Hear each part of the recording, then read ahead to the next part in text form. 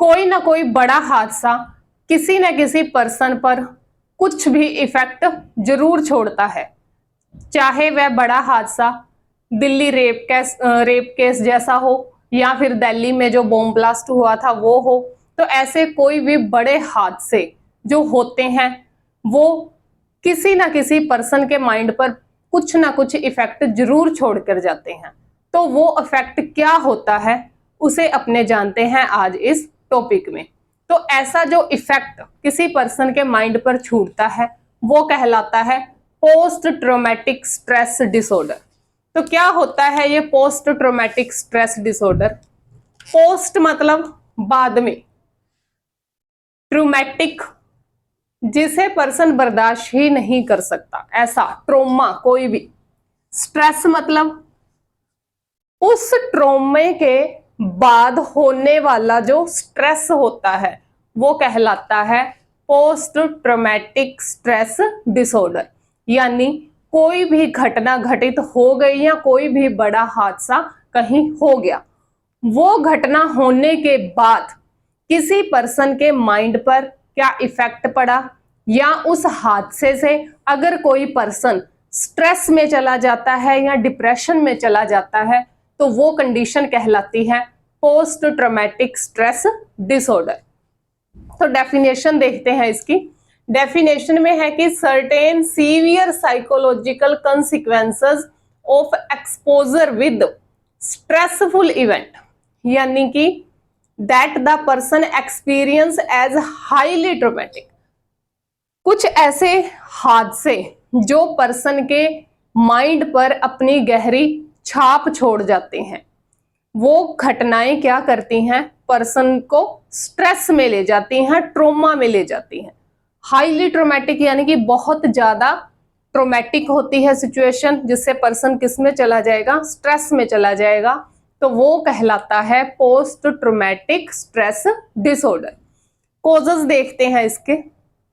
कोई भी bipolar disorder, bipolar यानी कि बाई मतलब दो तरीके के कौन से ये होते हैं मूड डिसऑर्डर, इसमें आते हैं मैनिया और डिप्रेशन। यानी कि पेशेंट अगर मैनिया या डिप्रेशन से ग्रसित है तो भी क्या है वो पी, क्योंकि ये क्रोनिक टाइम तक चलेगी और अपनी उस डबल पर्सनैलिटी के कारण भी, कभी वो मैनिया का मतलब होता है हाइपर एक्टिविटी पर्सन करने लगता है, जहां नहीं हंसना चाहिए ऐसी सिचुएशन में वो हंसने लगता है। डिप्रेशन का मतलब उदास हो जाता है। तो दोनों ही जो डिसऑर्डर हैं वो अलग अलग तरीके के हैं, लेकिन एक ही पर्सन में प्रेजेंट रहते हैं, एक ही टाइम पर रहते हैं। तो पर्सन इससे स्ट्रेस में और भी चला जाता है, क्योंकि वो अपनी दो तरह की सिचुएशन से डील नहीं कर पाता। तो बाइपोलर डिसऑर्डर हो गए। फिजिकल, सेक्सुअल या मेंटली अगर एब्यूज हो रहा है किसी पर्सन का या पास्ट में हुआ है तो वो भी क्या है, बहुत ट्रॉमा है पर्सन पे। किडनैपिंग, अगर किसी की किडनैपिंग हुई है या किसी ने होते हुए देखी है। उसके बाद जेनेटिक्स हो सकता है ये। एक्सीडेंट्स, अगर कोई बड़ा एक्सीडेंट किसी ने होते हुए देख लिया, या फिर किसी पर्सन के साथ पर्सनली उसका एक्सीडेंट हुआ है, या फैमिली में किसी और मेंबर का एक्सीडेंट हुआ है, उस मेंबर पे कोई बहुत बड़ी डिजीज आई है एक्सीडेंट में, या किसी वॉर वगैरह में उस पर्सन अपने किसी लव्ड वन को खोया है, या फिर किसी एक्सीडेंट के केस में किसी पर्सन ने अपनी कोई भी बॉडी का ऑर्गन खो दिया। तो ये सारे के सारे जो कॉजेज हैं ये किस में आएंगे, पोस्ट ट्रॉमेटिक स्ट्रेस डिसऑर्डर के होते हैं। देखिए आगे, जैसे कोई भी सीरियस इंजरी हो गई या डेथ हो जाना किसी लव्ड वन की। वॉरफेयर्स यानी कि अगर किसी ने युद्ध होते हुए देखा है नजदीक से, या उस युद्ध में उसने किसी अपने को खोया है तो। और जो नेचुरल डिजास्टर्स आते हैं जैसे कि फ्लड वगैरह हो गया, इनकी वजह से जो लोगों की बहुत ही क्षति होती है। तो ये सारे कॉजेज रहते हैं पोस्ट ट्रॉमेटिक स्ट्रेस डिसऑर्डर के। अभी देखते हैं इसके साइन सिम्टम्स क्या क्या आते हैं, कैसे पता लगता है कि पर्सन क्या है, पीटीएसडी में चला गया है। रेस्टलेसनेस होने लगेगी, जैसे ही ट्रॉमेटिक जो स्ट्रेस है वो पर्सन को आएगा, जैसे ही वो उसने कोई हादसा देख लिया, देखने के बाद उसके अंदर क्या क्या सिम्टम्स आएंगे, पर्सन रेस्टलेस हो जाएगा, क्योंकि बार बार वही चीजें उस पर्सन के माइंड में घूमती रहेंगी। इंसोम्निया हो जाता है, नींद नहीं आती उस पर्सन को। अग्रेसिवनेस, वो सारी जो उसने ट्रॉमा देखा था या उस पर्सन के साथ हुआ है वो उसके माइंड पे इतना ज्यादा हैवी हो जाता है कि उसके माइंड में वही चीजें चलती रहती हैं, जिस तरह से एक मूवी मूव करती है या चलती रहती है। तो वो पर्सन इस वजह से रात को सो नहीं पाता, इंसोम्निया की कंडीशन आ जाती है, उस चीज से वो कोऑपरेट नहीं कर पाता, तो इरिटेट हो जाता है, अग्रेसिव हो जाता है, उसे गुस्सा आने लगता है ज्यादा।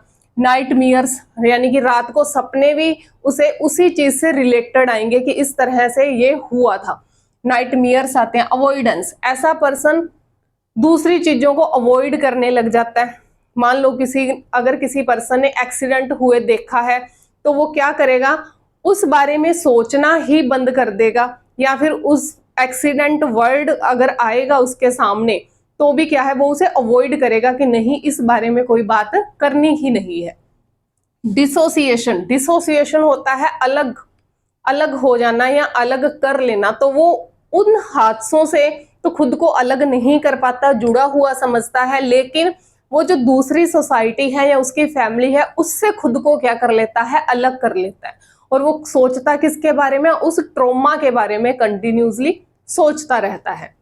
एनोरेक्सिया, भूख ना लगना, भूख नहीं लगती उस वजह से उसे इरिटेट रहेगा, इरिटेबिलिटी। एंजाइटी होती है क्योंकि कंटिन्यूसली वही चीजें उसके माइंड में रिपीट होती रहती हैं। डे टाइम इमेजिनरी और ड्रीम, वही जो उसने हादसा देखा था होते हुए वही क्या रहता है, दिन में भी क्या है एक ड्रीम की तरह उसे लगता है, सारा दिन उसी के बारे में वो सोचता रहता है और वही उसके माइंड में चलता रहता है। टाइप्स रहते हैं इसके, एक्यूट, क्रोनिक और डिले टाइप का। एक्यूट टाइप का होता है जिसमें जैसे ही पर्सन के सामने कोई ट्रॉमा आया या कोई ट्रॉमा उसके साथ हुआ तो विद इन कुछ डेज के अंदर ही क्या है पर्सन उससे रिकवरी कर लेता है।